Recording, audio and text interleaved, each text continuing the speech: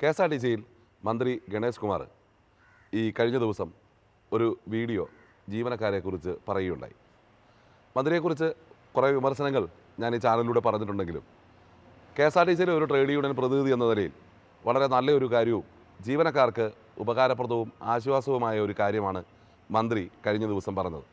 അതായത് കെ.എസ്.ആർ.ടി.സി ബസ്സുകൾ എന്തെങ്കിലും കുഴപ്പമുണ്ടാകുക, അല്ലെങ്കിൽ വാഹനങ്ങൾക്ക് സൈഡ് കൊടുക്കാതിരിക്കുക, ഉള്ളിലുണ്ടാകുന്ന പ്രശ്നങ്ങൾ, ഇതുമായി ബന്ധപ്പെട്ട് കയ്യേറ്റം ചെയ്യപ്പെടുന്ന അവസ്ഥ ധാരാളമായിട്ട് ഉണ്ടാകുകയും കേരളം തന്നെ ഏറ്റവും കൂടുതൽ ചർച്ച ചെയ്യപ്പെട്ട മേയർ ഡ്രൈവർ യദുവുമായിട്ടുള്ള ആ വിഷയം, അത് ബാക്കിയുള്ളവർക്കും കൂടി ഇത്തരത്തിൽ വാഹനം തടയുവാൻ വേണ്ടി പ്രചോദനകരമാകുമോ എന്ന് ഞങ്ങൾ ഭയന്നിരുന്ന സന്ദർഭത്തിലാണ് മന്ത്രി ഈ ഒരു കാര്യം വളരെ കൃത്യമായ രീതിയിൽ, നിങ്ങൾക്ക് എന്തെങ്കിലും പരാതി ഉണ്ടെങ്കിൽ നിങ്ങൾ അത് വീഡിയോ ചെയ്ത് CMDയുടെ ഈ നമ്പറിലേക്ക് അയയ്ക്കുക എന്ന് പറഞ്ഞിരിക്കുന്നത്.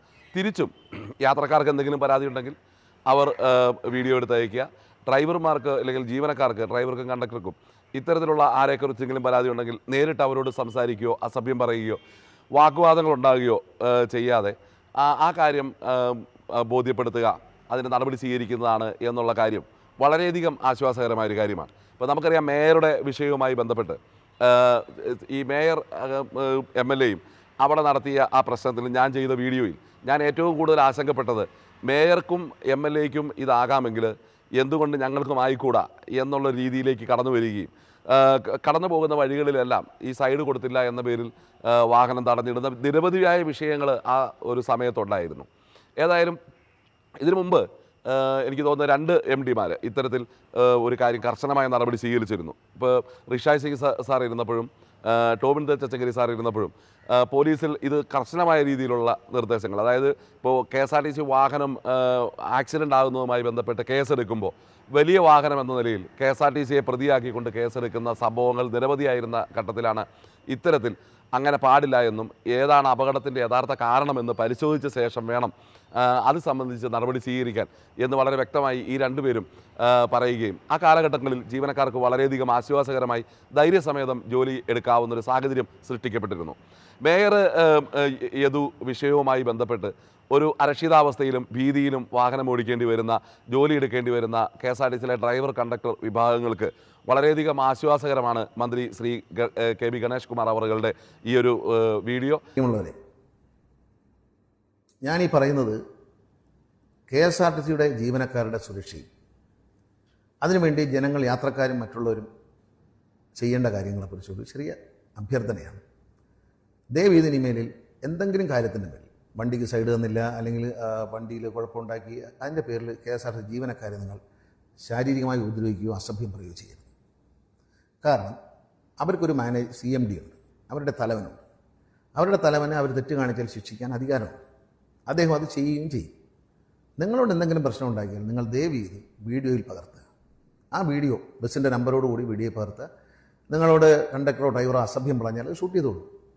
അത് ഷൂട്ട് ചെയ്തിട്ട് നിങ്ങൾ KSRTC CMDയുടെ നേരിട്ടുള്ള നിയന്ത്രണത്തിലുള്ള ഒരു വാട്സാപ്പ് നമ്പർ ഇതിൽ കാണിക്കും. ആ വാട്സാപ്പ് നമ്പറിലേക്ക് നിങ്ങൾ അയച്ചു കൊടുക്കുക. ആ കുറ്റകൃത്യം പരിശോധിച്ച് ആ ഉദ്യോഗസ്ഥനെതിരെ അല്ലെങ്കിൽ ജീവനക്കാരനെതിരെ കൃത്യമായ നടപടി എടുത്തിരിക്കും. മറിച്ച് ജീവനക്കാരോടും പറയുന്നു, നിങ്ങളെ അത്തരത്തിൽ ഉപദ്രവിക്കുന്ന എന്തെങ്കിലും ദൃശ്യങ്ങൾ ഉണ്ടെങ്കിൽ അതും CMDക്ക് അയക്കാം. അതും നമ്മൾ കർശനമായ ക്രിമിനൽ കേസാക്കി മാറ്റി മുന്നോട്ട് പോകും. വാഹനങ്ങൾ തടഞ്ഞിടരുത്. വാഹനങ്ങളിൽ യാത്രക്കാരുണ്ട്. വാഹനങ്ങൾ തടഞ്ഞിട്ടാൽ അത് വലിയ പ്രശ്നങ്ങൾ. വാഹനം തടഞ്ഞിട്ടാൽ അവരവർക്കൊരു ഉത്തരവാദിത്തമുണ്ട്. തടഞ്ഞിട്ടാൽ ആ വാഹനത്തിൽ യാത്ര ചെയ്യുന്ന യാത്രക്കാരെ വണ്ടിയിൽ നിന്ന് ഇറങ്ങുകയും അവർ ടിക്കറ്റിന് വേണ്ടി ക്ലെയിം ചെയ്യുകയും ചെയ്താൽ ആ തുക തടഞ്ഞിട്ടാൽ കൊടുക്കേണ്ടി വരും. അതാണ് നിയമം. നമുക്കിടാരും ചോദിച്ചില്ലെങ്കിൽ കുഴപ്പമില്ല. വണ്ടിയൊന്നും തടഞ്ഞിട്ടു, ഒരാൾ ഒരു സമരത്തിൻ്റെ പേര് തടഞ്ഞിട്ടു, ആരും പൈസ തിരിച്ചു ചോദിച്ചില്ലെങ്കിൽ ഒരു കുഴപ്പമില്ല.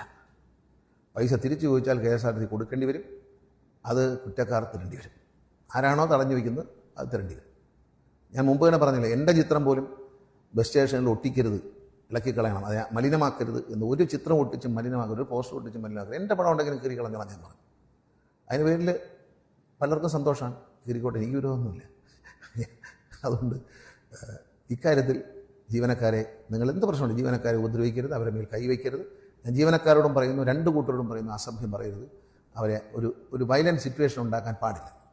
ആ പ്രസ്താവന അതിനെ വെൽഫെയർ അസോസിയേഷൻ വളരെ ഹാർദവമായി സ്വാഗതം ചെയ്യുന്നു.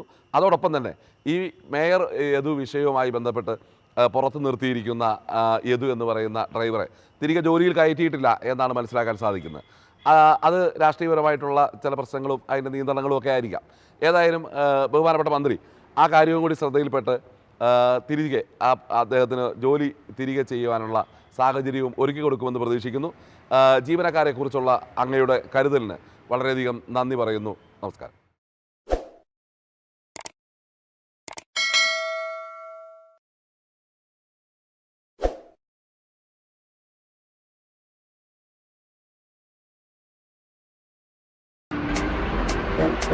Thank you.